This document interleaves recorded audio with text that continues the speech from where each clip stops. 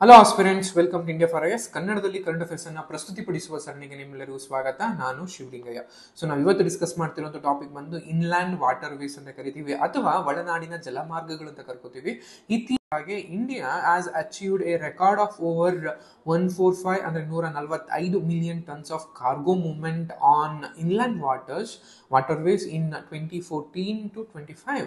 ಅಂದ್ರೆ 2024 ಮತ್ತು 25ನೇ ಸಾಲಿನಲ್ಲಿ ಒಳನಾಡಿನ ಸಾರಿಗೆ ಮೂಲಕ ಅಥವಾ ಒಳನಾಡಿನ ಜಲಮಾರ್ಗದ ಮೂಲಕ 145 ಮಿಲಿಯನ್ ಟನ್ಗಳಷ್ಟು ಕಾರ್ಗೋ ಮೂವ್ಮೆಂಟ್ ಅನ್ನ ನಾವು ಸಾಧನೆ ಮಾಡಲಾಗಿದೆ. ಸೊ ಈ ಹಂಗಿದ್ರೆ ಏನಿದು ಇನ್ಲ್ಯಾಂಡ್ ವಾಟರ್ ವೇಸ್ ಅಂದ್ರೆ ಏನು, ಯಾಕೆ ಇದಕ್ಕೆ ಕೊಡ್ಲಾಗ್ತಿದೆ ಅಂತ ನೋಡ್ತಾ ಬಂದಾಗ, ಮೊದಲಿಗೆ ಇನ್ಲ್ಯಾಂಡ್ ವಾಟರ್ ವೇಸ್ ಅಂದ್ರೆ ಏನು ಅಂತ ನೋಡ್ತಾ ಬಂದಾಗ, ಇನ್ಲ್ಯಾಂಡ್ ವಾಟರ್ ವೇಸ್ ಅನ್ನುವಂಥದ್ದು ಜಲಮಾರ್ಗಗಳು ಏನೇನು ಅಂದ್ರೆ ದೇಶದೊಳಗೆ ಸರಕು ಮತ್ತು ಸೇವೆಗಳನ್ನ ಅಥವಾ ಸರಕು ಮತ್ತು ಪ್ರಯಾಣಿಕರನ್ನ ಸಾಗಾಣಿಕೆ ಮಾಡೋದಿಕ್ಕೆ ಬಳಸುವಂತಹ ಸಂಚಾರ ಯೋಗ್ಯ ನದಿಗಳು, ಕಾಲುವೆಗಳು, ಬ್ಯಾಕ್ ವಾಟರ್ಸ್ ಅಥವಾ ತೊರೆಗಳು ಏನೇನಿದಾವೆ ಅವನ್ನ ನಾವು ಒಳನಾಡಿನ ಜಲಮಾರ್ಗ ಅಂತ ಕರ್ಕೋತೀವಿ. ಅಂದ್ರೆ ನ್ಯಾವಿಗೇಷನ್ಗೆ ಸೂಕ್ತವಾಗಿರುವಂತಹ, ಹಡಗುಗಳ ಪ್ರಯಾಣಕ್ಕೆ ಸೂಕ್ತವಾಗಿರುವಂತಹ ನದಿಗಳು ಏನೇನಿರ್ತವೆ, ಹಿನ್ನೀರಿನ ಒಂದು ಬ್ಯಾಕ್ ವಾಟರ್ಸ್ ಅಂತ ನಾವೇನ್ ಕರ್ಕೋತೀವಿ, ಬ್ಯಾಕ್ ವಾಟರ್ಸ್ ಗಳಾಗಿರ್ಬೋದು ಅಥವಾ ತೊರೆಗಳಾಗಿರ್ಬೋದು, ಇವುಗಳನ್ನು ನಾವು ಮುಖ್ಯವಾಗಿ ಒಳನಾಡಿನ ಜಲಮಾರ್ಗ ಅಂತ ಕರ್ಕೋತೀವಿ. ಈ ನದಿಗಳ ಮೂಲಕ ನಾವು ಏನು ಸರಕುಗಳನ್ನ, ಪ್ರಯಾಣಿಕರನ್ನ ಒಂದು ಪ್ರದೇಶ ಮತ್ತೊಂದು ಪ್ರದೇಶಕ್ಕೆ ಸಾಗಿಸೋದಿಕ್ಕೆ ನಾವು ಒಳನಾಡಿನ ಜಲಮಾರ್ಗಗಳಂತ ಕರ್ಕೋತೀವಿ.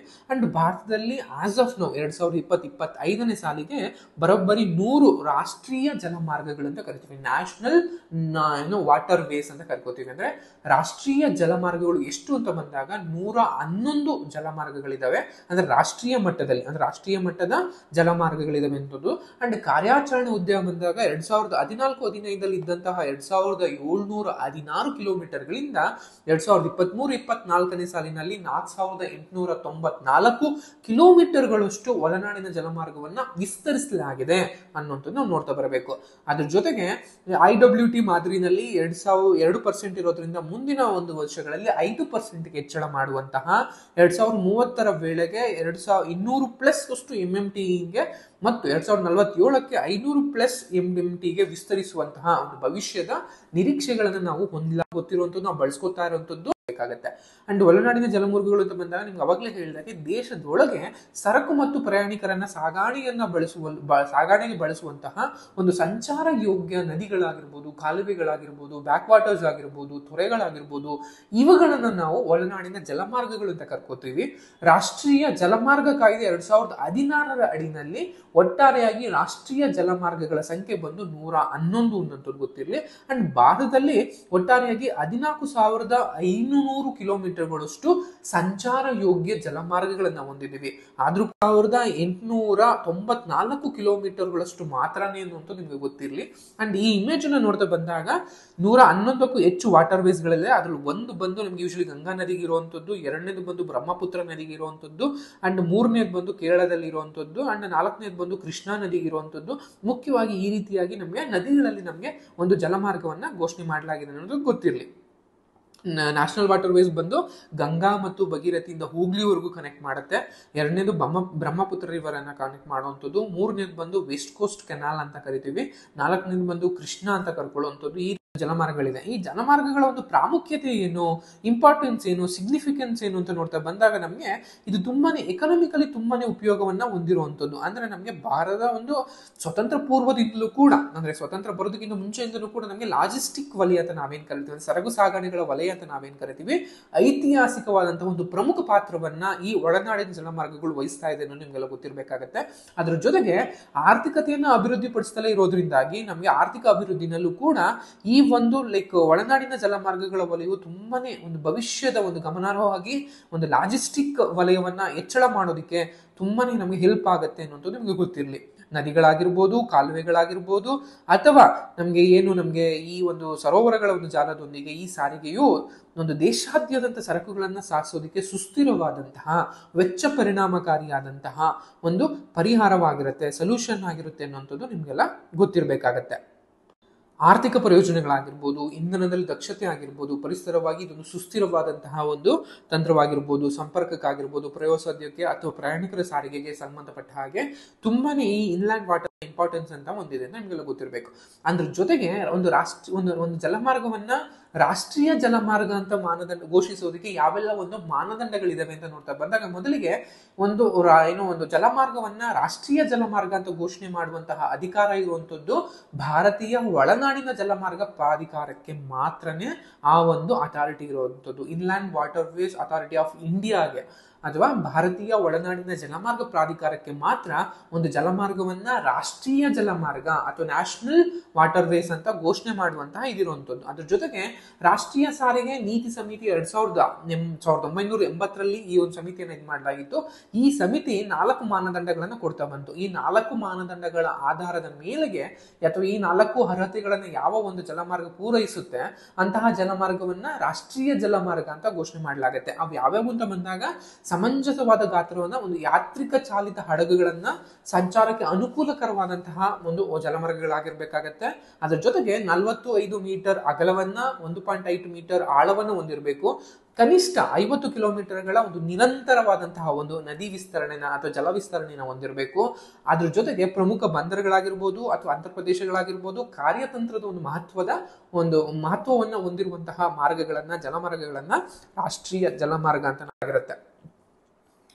ಇನ್ನು ಭಾರತದ ಒಂದು ಒಳನಾಡಿನ ಜಲಮಾರ್ಗದ ಪ್ರಾಧಿಕಾರ ಅಂದ್ರೆ ಏನು ಅಥವಾ inland waterways authority of India ಅಂದ್ರೆ ಏನು ಅಂತ ಬಂದಾಗ ಇದನ್ನ ನಾವು ರಾಷ್ಟ್ರೀಯ ಸಾರಿಗೆ ನೀತಿ ಸಮಿತಿ ಏನಿದೆ ಅದರ ಒಂದು ಶಿಫಾರಸ್ಸಿನ ಮೇರೆಗೆ 1980ರಲ್ಲಿ ಇದನ್ನು ಶುರು ಮಾಡಲಾಗುತ್ತೆ. ಅಂದ್ರೆ 85ರ ಅಡಿನಲ್ಲಿ ಶುರು ಮಾಡಲಾಗುತ್ತೆ. ಬಟ್ 1986ರಲ್ಲಿ ಅದರ ಕಾರ್ಯವನ್ನ ಶುರು ಮಾಡ್ತಾ ಬರುತ್ತೆ. ಅಂಡ್ ಸಚಿವಾಲಯ ಯಾವ ಒಂದು ಸಚಿವಾಲಯದ ಅಡಿನಲ್ಲಿ ಇದೆ ಅಂತ ಬಂದಾಗ ಕೇಂದ್ರ ಬಂದರುಗಳು, ಹಡಗು ಮತ್ತು ಜಲಮಾರ್ಗಗಳ ಸಚಿವಾಲಯ ಏನಿದೆ ಅದರ ಅಡಿನಲ್ಲಿ ಈ inland waterways authority of India ಕಾರ್ಯವನ್ನು ನಿರ್ವಹಿಸುತ್ತೆ. ಇದರ ಕಾರ್ಯಗಳು ಬಂದಾಗ ರಾಷ್ಟ್ರೀಯ ಜಲಮಾರ್ಗಗಳೇನಿದೆ ಅಂದ್ರೆ ನ್ಯಾಷನಲ್ ವಾಟರ್ ವೇಸ್ ಏನಿದೆ ಆ ನ್ಯಾಷನಲ್ ವಾಟರ್ ವೇಸ್ ಗಳ ಮೂಲ ಸೌಕರ್ಯವನ್ನ ಅಥವಾ ಇನ್ಫ್ರಾಸ್ಟ್ರಕ್ಚರ್ಸ್ ಅನ್ನ ಅಭಿವೃದ್ಧಿಪಡಿಸುವಂತದ್ದು, ಇರುವಂತಹ ಮೂಲ ಸೌಕರ್ಯಗಳನ್ನು ನಿರ್ವಹಿಸುವಂತದ್ದು ಅದರ ಕಾರ್ಯವಾಗಿರುತ್ತೆ. ಅದ್ರ ಜೊತೆಗೆ ಕಾರ್ಯಸಾಧ್ಯತಾ ಅಧ್ಯಯನಗಳನ್ನು ನಡೆಸೋದಾಗಿರ್ಬೋದು, ಹೊಸ ನ್ಯಾಷನಲ್ ವಾಟರ್ ವೇಸ್ ನ ಘೋಷಣೆಯನ್ನ ಶಿಫಾರಸ್ ಮಾಡುವಂತದ್ದಾಗಿರ್ಬೋದು, ಅಂಡ್ ಅಗತ್ಯ ಬಿದ್ದರೆ ರಾಜ್ಯ ಸರ್ಕಾರಗಳಿಗೆ ಮತ್ತು ಕೇಂದ್ರ ಸರ್ಕಾರಗಳಿಗೆ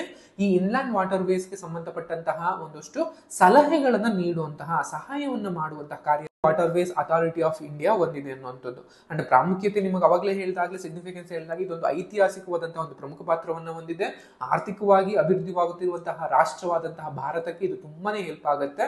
ಅಂಡ್ ವೆಚ್ಚ ಕಡಿತ ಬಂದಾಗ ಕಂಪೇರ್ ಟು ರೈಲ್ ಆಗಿರ್ಬೋದು ಅಥವಾ ಕಂಪೇರ್ ಟು ರೋಡ್ ಏನು ಸಾಗಣೆಗಳ ಲಾಜಿಸ್ಟಿಕ್ ಆಗಿರ್ಬೋದು ಅದಕ್ಕಿಂತ ನಮಗೆ ತುಂಬಾನೇ ಚೀಪ್ ಆಗಿ ತುಂಬಾನೇ ಕಡಿಮೆ ಒಂದು ಬೆಲೆಯಲ್ಲಿ ನಮಗೆ ಈ ಒಳನಾಡಿನ ಜಲಮಾರ್ಗಗಳು ನಮಗೆ ತುಂಬಾನೇ ವೆಚ್ಚ ಕಡಿತವಾಗಿದೆ ಅನ್ನುವಂಥದ್ದು ನಿಮ್ಗೆ ಗೊತ್ತಿರಬೇಕಾಗತ್ತೆ. ಅಂಡ್ ಪರಿಸರ ಪ್ರಯೋಜನಗಳು ಬಂದಾಗ ಈ ಒಳನಾಡಿನ ಜಲಮಾರ್ಗಗಳನ್ನ ಹಸಿರು ಸಾರಿಗೆ ವಿಧಾನ ಅಂತ ಕರಿತೀವಿ. ಯಾಕೆ ಕಂಪೇರ್ ಟು ಟ್ರೈನ್ ಆಗಿರ್ಬೋದು, ರೈಲ್ವೆ ಮಾರ್ಗಗಳಾಗಿರ್ಬೋದು ಅಥವಾ ರಸ್ತೆ ಮಾರ್ಗಗಳಾಗಿರ್ಬೋದು ಅಥವಾ ಏವಿಯೇಷನ್ ಸೆಕ್ಟರ್ಗಳಂದ್ರೆ ವಾಯುಯಾನಕ್ಕಿಂತ ಸಂಬಂಧಪಟ್ಟ ಹಾಗೆ ತುಂಬಾನೇ ಕಡಿಮೆ ಕಾರ್ಬನ್ ಅನ್ನ ಇಂಧನವನ್ನ ಹೊರಸೂಸುತ್ತೆ. ಅದ್ರ ಮೂಲಕ ಪರಿಸರಕ್ಕೆ ಹೆಚ್ಚಿನ ಹಾನಿಯನ್ನ ಮಾಡೋದಿಲ್ಲ ಅನ್ನುವಂತಹ ಅದರಿಂದಾಗಿ ಇದನ್ನ ಹಸಿರು ಸಾರಿಗೆ ವಿಧಾನ ಅಂತ ಕರಿತೀವಿ. ಅಂಡ್ ಈ ಒಳನಾಡಿನ ಜಲಮಾರ್ಗಗಳನ್ನ ನಿರ್ಮಿಸೋದ್ರಿಂದಾಗಿ ಮೂಲ ಸೌಕರ್ಯಗಳ ಒಂದು ಅಭಿವೃದ್ಧಿಗೆ ತುಂಬಾನೇ ಬೆಂಬಲವನ್ನ ಸಿಗುತ್ತೆ.